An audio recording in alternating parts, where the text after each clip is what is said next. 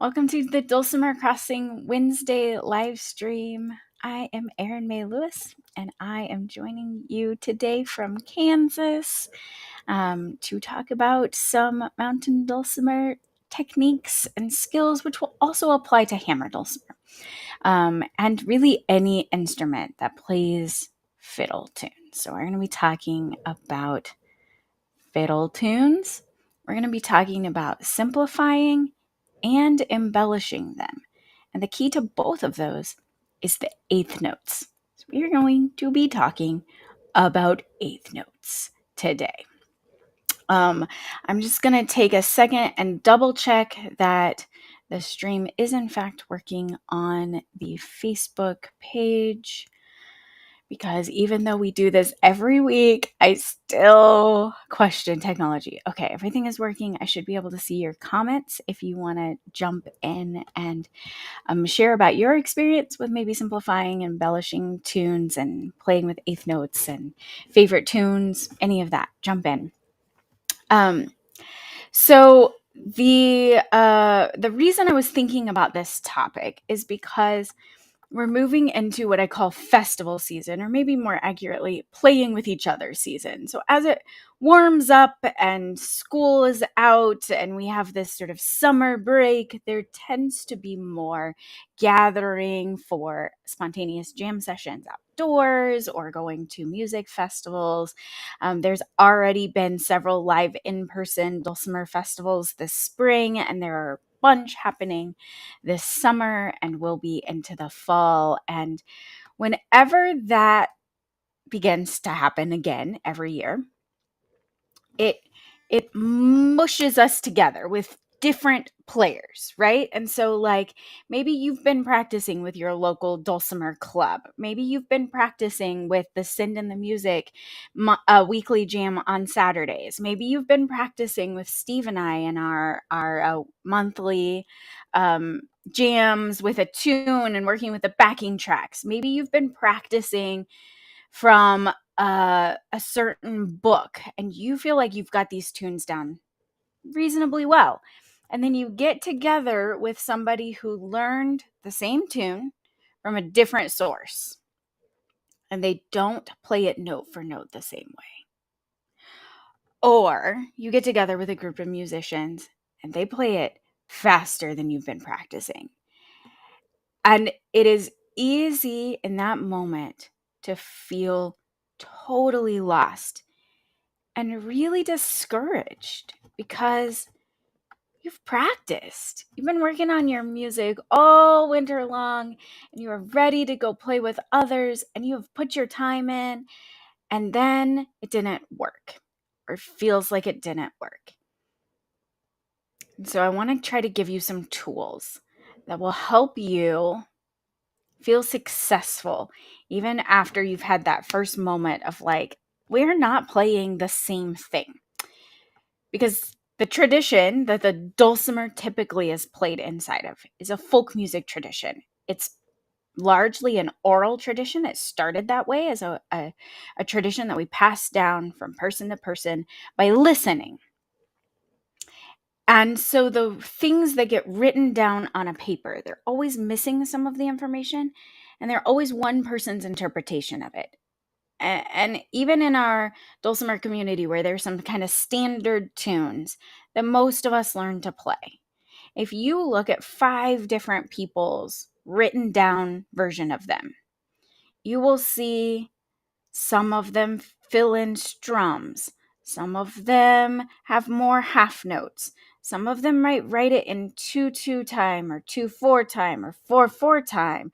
Some of them might have eighth notes in the version. Some of them might not. Some of them might have chords in the versions. Some of them might not, right? There's all these ways of creating variation inside of even very standard tunes. And often the variations are in eighth notes. They're in these eighth notes. And so that's what I want us to kind of talk about and focus on. So I'm going to take some of this stuff off of the screen, and I'm going to switch to just a dulcimer view for you. So this is a standard diatonic mountain dulcimer. It has the 6.5 fret, but no other extra frets. And I'm going to play, I need to replace my strap because it's getting worn out and it pops off the little strap button. This is just a side note. If you have straps that are, mine's just like a guitar strap, but it's got the leather end. And over time, that leather gets stretched and you might just need to buy a new strap. They don't last forever. So it's better to buy a new strap than it is to drop your dulcimer. When it's sitting on my lap, that's not a problem. But if I'm holding my dulcimer by its strap, I want to make sure that I have a good strap. So, side note. Okay, so I'm going to play Soldier's Joy for you. This is one of the standard tunes. And I'm going to play it a bunch of different ways, but all with melody on the melody string. So you're going to hear a bunch of variations along the way.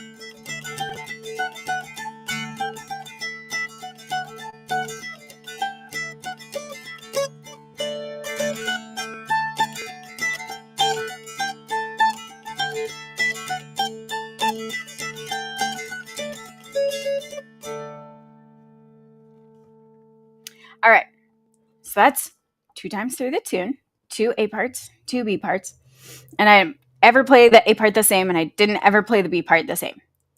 And this can fall under the category of improvisation too, but I want to break it down into how it's still the same tune. What happened? What makes it still the same tune? It definitely didn't sound like I changed tunes in the middle, right? So what happens in all of these good old time tunes is that there's a skeleton melody, and the skeleton melody is usually actually not even just the quarter notes, but the half notes. So I'm going to see if I can do a little screen share magic here. So the quarter note version of this tune, we'll just look at the A part to begin with.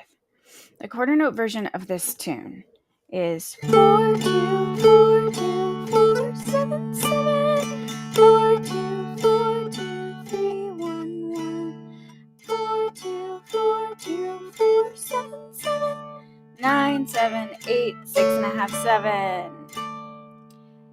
The half note version of this tune is 4 4 4 7 4 4 3 1 4 4 4 7 9 8 7. Can you see the half note version in there? If I just play every other quarter note, even I just play 1 2 3 4 1 2 3 4 1 2 3 4 1 2 3 4 1 2 3 4 1 2 3 4 1 2 3 4 1 2 3 4. That's really the skeleton of the tune. And if I have those notes on or even very near those beats, then it's going to sound like I'm playing Soldier's Joy, no matter what else I do around it. So then I go to more of a quarter note version and I put in the 2 in between. So why are we going to the 2? It's because it's part of a D arpeggio. And so we're staying in the key of D by going back and forth between 4 and 2. And then we're going up to the 7 and putting the 1 a little bit early or the 7 a little bit early by going to it in beat 2, it just gives it a little more oomph, like we're anticipating what's coming next. So we can go 4-2, 4-2. This is what's written.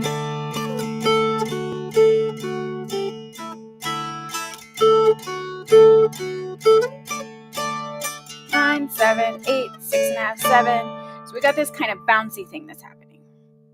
Well, sometimes then we also add even more notes. Check this out. So this is our 8th note version of it. I think we can see all the notes. It's cutting off the end of the measure line, but all the notes are there. So instead of going 4, 4, 4, 7 for the first phrase, we can go 4, 2, 4, 2, 4, 7, 7, or we can turn almost all of the quarter notes into 8th notes. And now we're adding a 0 into the mix too in the first measure, and the 0 is also part of the D arpeggio. So instead of playing just 4 for a long time, playing a D arpeggio. A, F sharp, B, F sharp, A, F sharp, B, F sharp, that's a D arpeggio. 4, 2, 0, 2, 4, 2, 0, 2, 4. And that then leads us to the 7. Now, there isn't an 8th note on this page between the 4 and the 7 in the second measure. And that is because as a dulcimer player, I have to shift my hand at this point, right? So if I'm going 4, 2, 0, 2, 4, 2, 0, 2, I probably maybe could reach the 7 with my thumb, but see how much I would have to turn my hand to reach the 7 with my thumb? It's not going to be a quick, fluid motion to get from 4 to 7. So I'm going to have to shift my hand to get there. So instead of having an 8th note that I strum or pick right there, I'm going to actually have a slide sound. Did you hear the swoop between 4 and 7? If I was a hammered dulcimer player, I might choose to play the 5 or the 6.5 along the way.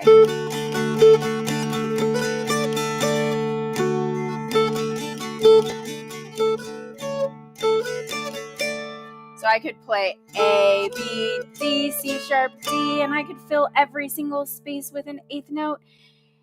And this actually leads me to one of the really cool things about playing with the 8th notes, putting them in and taking them out and putting them in and taking them out. And the really cool thing that happens when we play with the 8th notes is every person who plays an instrument finds different 8th notes to be easier or harder to put in.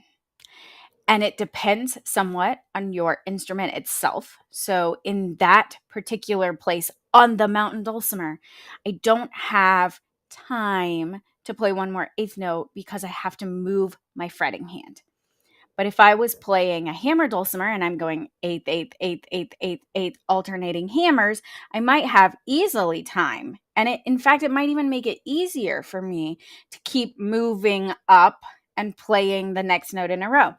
If I am playing an instrument that has a next door open string that sounds good, and I'm picking one string at a time, like perhaps a mandolin, I might not play the next note up the scale on the way. I might play an open string along the way.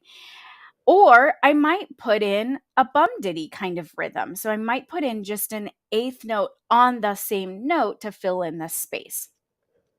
And so some people will fill in that 8th note space, some people won't, some people fill it in different ways. And as long as we all start on the same note, that A note, which was part of the skeleton of the tune, all those other 8th notes are just going to pass by in a flurry, and then we're going to land on the next important half note, which is that high D at the 7th fret on the mountain dulcimer. And so we all get there a different way, but we all get from point A to point B. And if you leave out all of the 8th notes and you only play point A, the A note, and point B, the D note, just the half notes, and you are playing with 3 other people, no one is even going to notice that those 8th notes weren't in there, which is why you can simplify a tune down to half notes. I've yet to meet a fiddle tune that this doesn't work for.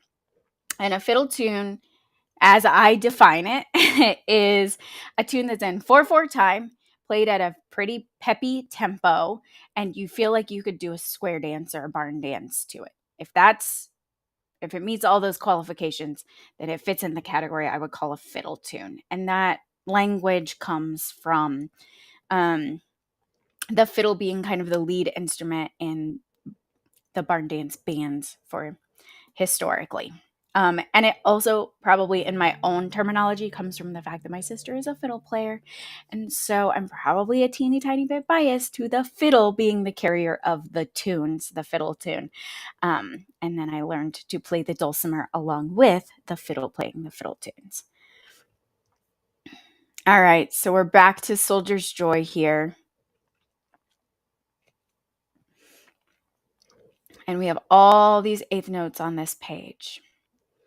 And it's really cool to be able to put them all in.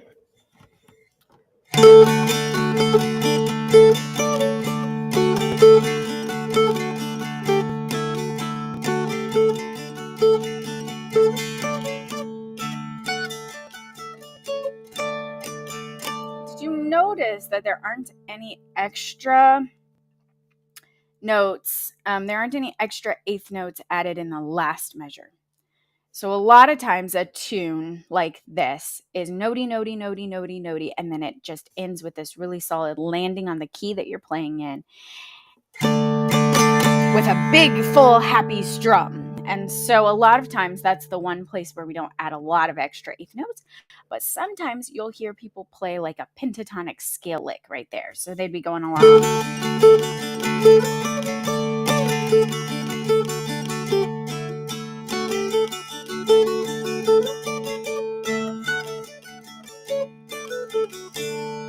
And that filled up even more of the space. And so sometimes you'll hear a pentatonic scale as a fill when it lands with a whole note at the end of a phrase, or usually an A part or a B part is where that happens.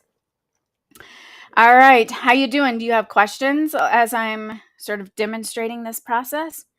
Let's look at another tune. So, Whiskey Before Breakfast is another one of those fiddle tunes, and most of us get a fairly notey version of this in our dulcimer books, and a lot of mountain dulcimer players find this to be a pretty tricky tune. I certainly did. I found it to be a pretty tricky tune. So again, I'm going to try to help you see underneath of all of those notes. So as it's written, here's the A part. It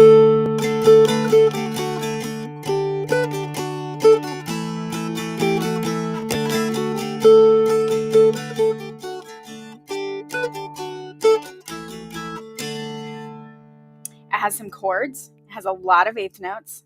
It has a few places where you get to pause and rest. Okay, so what is the half note version of this? Can we pick it out? So the half note version starts on open, that's a D, goes up to A, stays on A, goes to F sharp, goes to G, goes to F sharp, goes to A, and maybe up to G, but probably honestly, oh, sorry, I said A. It is an A chord right here, but it is an E note that the melody lands on. So it goes to an E note and really just stays there for that fourth measure. Back to open, and then A, stays on A, goes to F sharp, to G, to F sharp, to E, to D. Starts on D, goes to A, stays on A, goes to F sharp, G, F sharp, E, and stays there. Goes to D, goes to A, stays on A, F sharp, G, F sharp, E, D. So the skeleton of the tune is not actually full of eighth notes and really complicated. I like show this one as a demonstration because there's two kinds of eighth notes that are common. Two kinds of additions of eighth notes that show up in old time music. One is consecutive notes. So they go in an order, and the first measure of Whiskey Before Breakfast does that. So instead of going 0 D to 4 A, it goes 1 2 3 4 D E F sharp G A, and so it's going straight up the scale. Yada da da da. It's filling in all the in-between notes by just having an ascending scale. And sometimes the scale is going up and sometimes the scale is going down, but you'll see these series of notes all in a row, and they're going straight up the scale or they're going straight down the scale.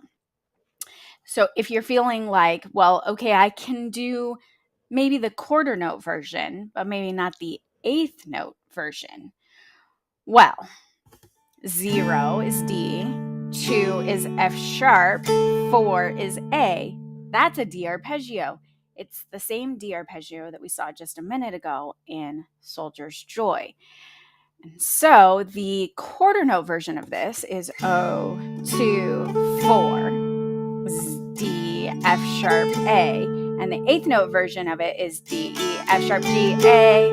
And the half note version of it is D, A. And you put in whichever of those notes makes sense. And sometimes for me, I can do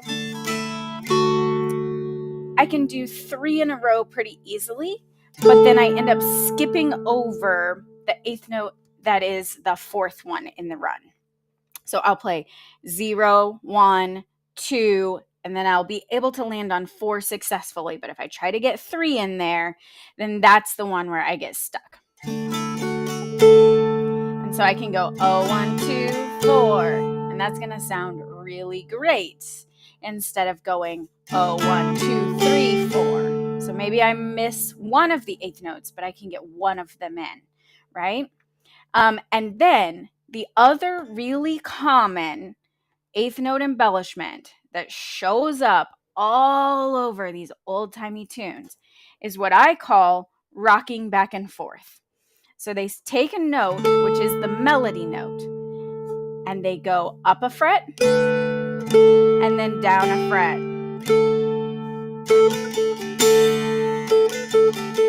Or down a fret and up a fret. And so we're rocking back and forth, centering on this one note. And what that means, again, is you can rock only one way. You go up and not down, or you can go down and not up. And you're still going to have some of the really cool sound. So what you see in the second measure of Whiskey Before Breakfast is this rocking back and forth on the 4. And then it keeps going down. And so you have this kind of combination of the rocking motion and the scale pattern going down. Some people call that rocking back and forth next door neighbor notes.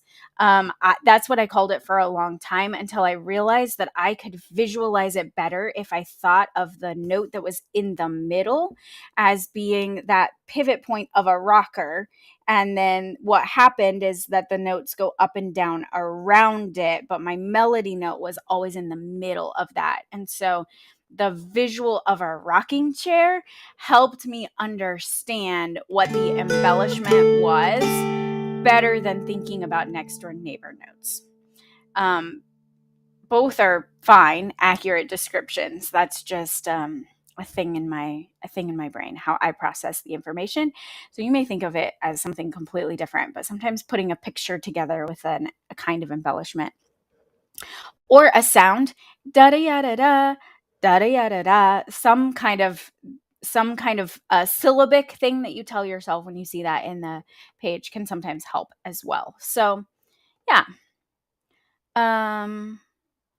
Yeah, a variation on this Whiskey Before Breakfast would be to end the first line on an A rather than an E. So instead of going E, E in the half note version, you could go E, A, which is also part of an A chord. So you could do this embellishment to it where you're using notes from the chord as opposed to trying to add in all these little eighth notes. Da da ya da da da da.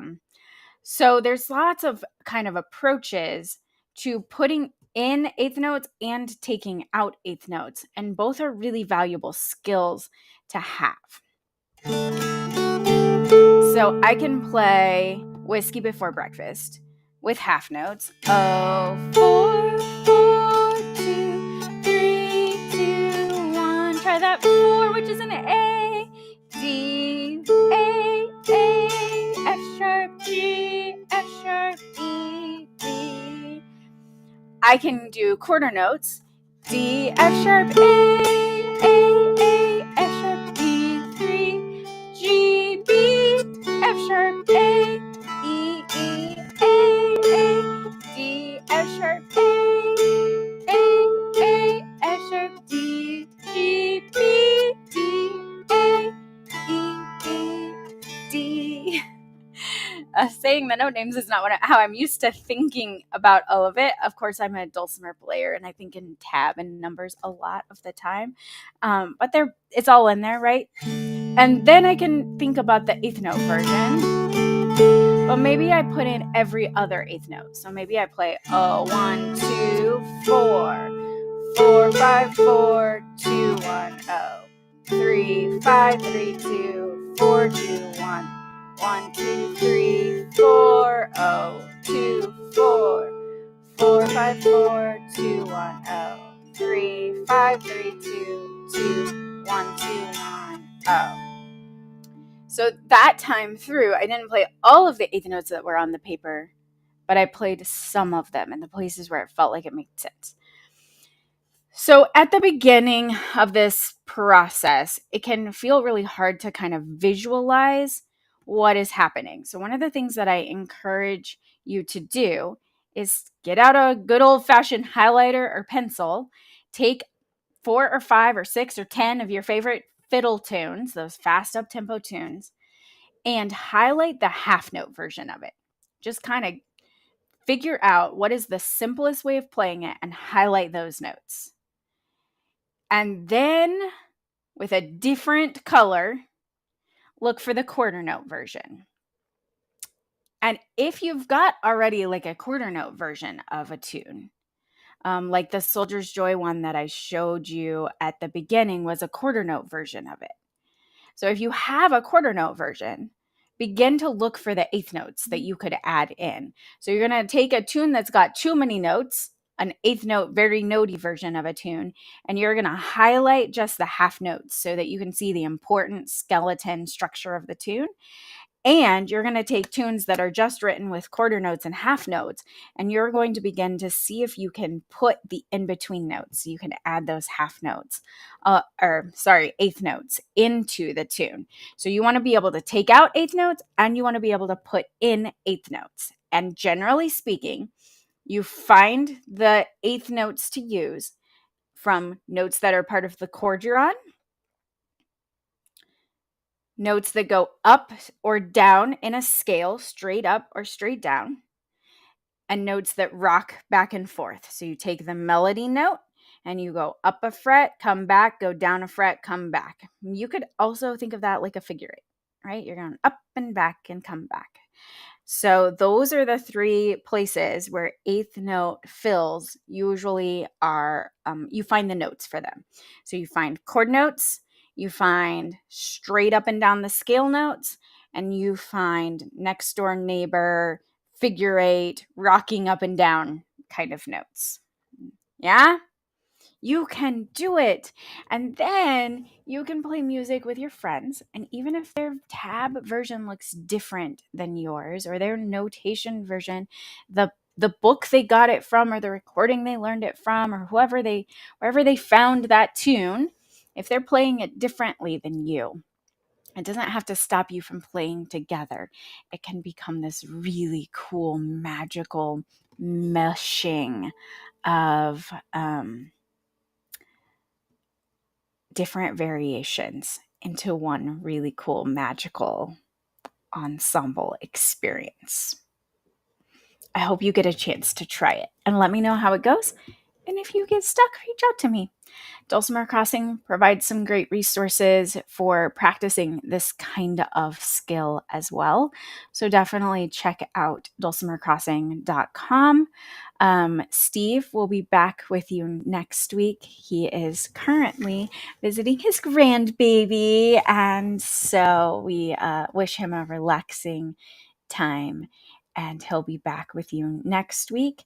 We are planning to have a jam, Steve and I, together in May. The date of that will be May 10th.